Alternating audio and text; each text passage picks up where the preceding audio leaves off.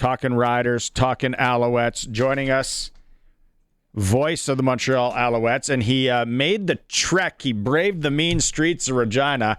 He came into the studio here. Sean Campbell making some time. Sean, thanks for stopping by. Thanks for the invite. This is awesome. Yeah, I've joined you guys before, but this is fun to be in studio. I'm a radio guy, so I'm looking in and around, looking out the window. I could see people. This is nice. It's raining now, so if anyone's listening, I can give them a lift back to Hotel Sask, maybe a couple blocks, but you'll be okay. Game tomorrow, McLeod, Bethel, Thompson. That's the word. That's what's going to happen? Yes, it'll be McLeod, Bethel, Thompson. Everybody was maybe thinking, coming off the 6-game injured list, Davis Alexander, but had a chance to chat with Danny Machocha this week, and he's like, he's feeling good. And then I followed up. I go, so he's feeling great. How close? He goes, I didn't say he was feeling great. I said he was feeling good. We're waiting for him to feel great. Words matter. So that's kind of where we're at. It sounds like my wife. It's semantics. Yes. Okay, but McLeod, Bethel, Thompson also, they pulled him off early. So how is he going to be? Because they went out and signed Dukes. They obviously had Morgan in. Where's he actually at? Well, I think he has the best understanding of the offense. And the other thing you have to look at, when McLeod, Bethel, Thompson was in, he didn't have Mac or Philpott.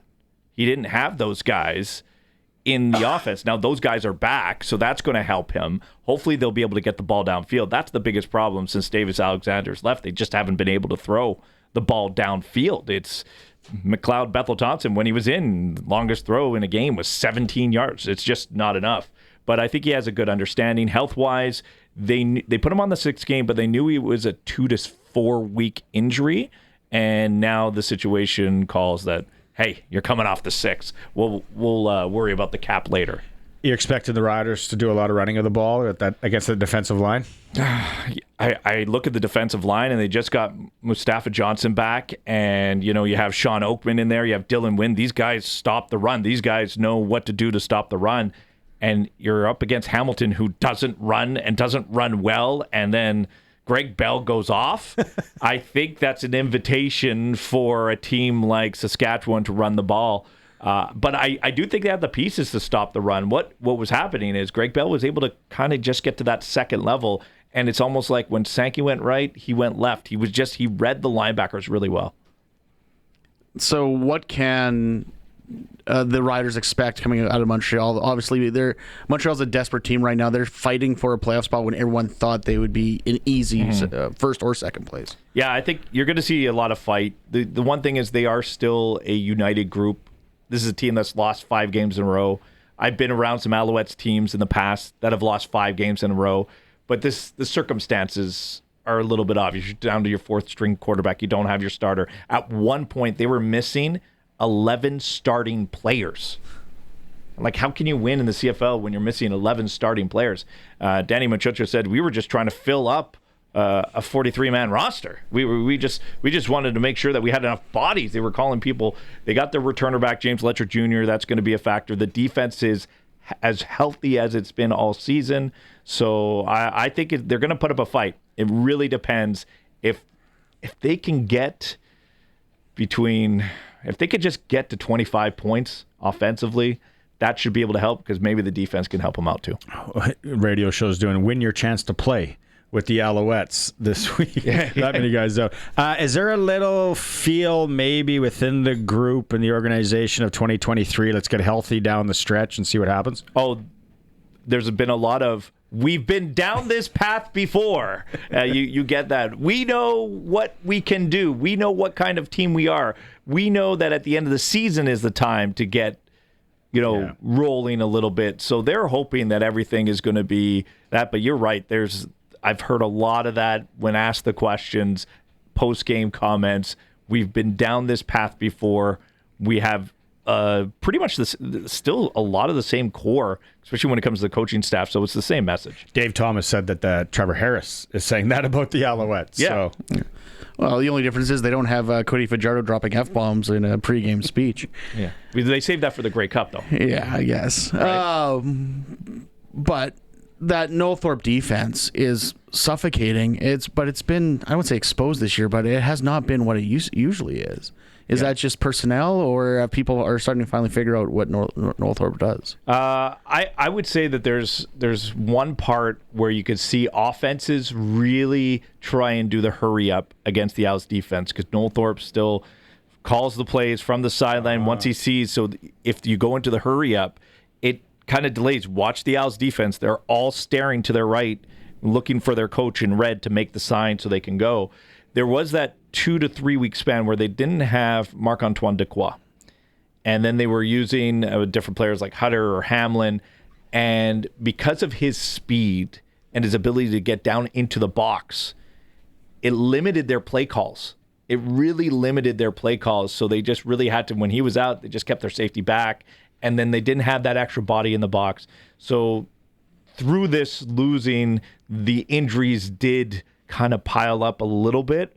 But now they're healthy. I'm expecting a good performance from the defense. I expected a good performance, but they had a little tough time against the run against Hamilton last week. So we'll see. But I still think that they all believe in what Noel Thorpe is preaching out there. I think I asked you this the last time when we were coming to play there. Weeks later now, in your eyes, calling games, who's the team to beat in the league? Saskatchewan. Yeah. Saskatchewan and Montreal, when Montreal was 5-2, you were kind of looking at both teams and you're looking at the way that they're built. You're like, they're very similar. You have a quarterback that wants the high completion percentage. You're going to run the ball when you can run the ball, and solid defense. It's really good special teams. That's what the Owls were at 5-2. Now you've lost 5 in a row. You look at the stats around the league, things are falling apart. If they get their health back and they start looking like Saskatchewan, that's still on the table. It's the CFL. There's 9 teams. Like, let's be honest. But yeah, there's no doubt about it. For me, it's Saskatchewan's the best team. But what do you make of Toronto right now? That's so we're going to Toronto next week. So get a first-hand view. I'm interested in their quarterback situation, what's going to happen there. Yeah. Nick Arbuckle was like, "Oh, the season's lost." He's putting up some great numbers.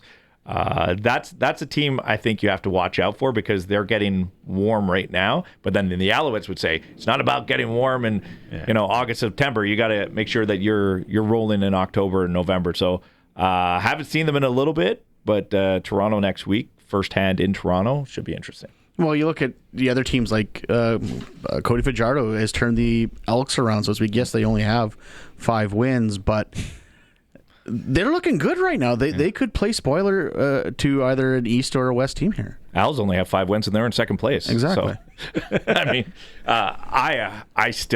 I know what they wanted to do with the Elks in Edmonton there, but I know who Cody Fajardo is, and I was like, why aren't you starting this guy? Well, we know it here. Yeah, why don't you start this guy? You're going to win more games. Yeah. I think they'd have probably 2 more wins on the season if they started him from the get-go. I think in your black book, Colson, we called it like they need to put him in by end of June there. And, okay, let's a little bit of Montreal Canadian talk here. Sure, that's what I do every day. John the Habs fan, who you've said he's been to a game and he calls into your show. He's on the line. John, are you there? I am. How you doing, Barney? Hey, Sean. Hey, John. What's going on? Not much, man. How's it going? I remember I said on your show that the Riders are going to absolutely pound the Alouettes. Yeah, you did say that. Yes. And I can't wait till the Habs start, man. I'm pumped, Sean. I can't wait to call into your show after the wins and the losses, as you know I do as well. Well, the Habs this year, man, I'll tell you, this is the team that I think everybody's circled. I think everybody's circled across the National Hockey League with what they did last year, with the direction that they're going, with the players that they acquired. Noah Dobson's a huge acquisition. Ivan Demidov is the rookie to watch. Lane Hudson. I mean, the Canadians might get the back-to-back rookies of the year at this stage. John, we will. We will. Okay. Yep. Was it you and I, John, debating the other day about the biggest pressure cooker in the league? Yep, it was. Okay, let's get Sean's take on it. Because all this talk, Connor McDavid, he's going to go to Toronto. I'm like, why would you go into that pressure cooker? And John debated that there's more pressure in Montreal than Toronto. And I'm like, Toronto every year. At least Montreal last year, they weren't expected to win the cup.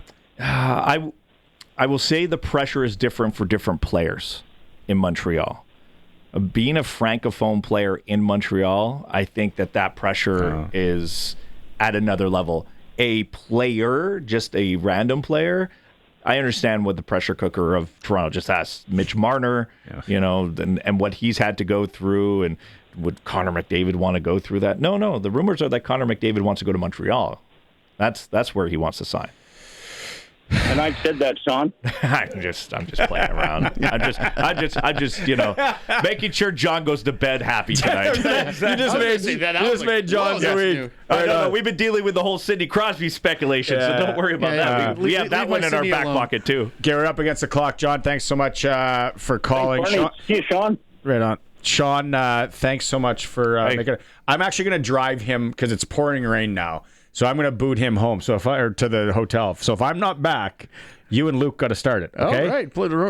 Sit in the big chair. We're good. We're good. It's the Sports Cage. We're streaming at sportscage.com. We're on the home of the Riders, 620 CKRM.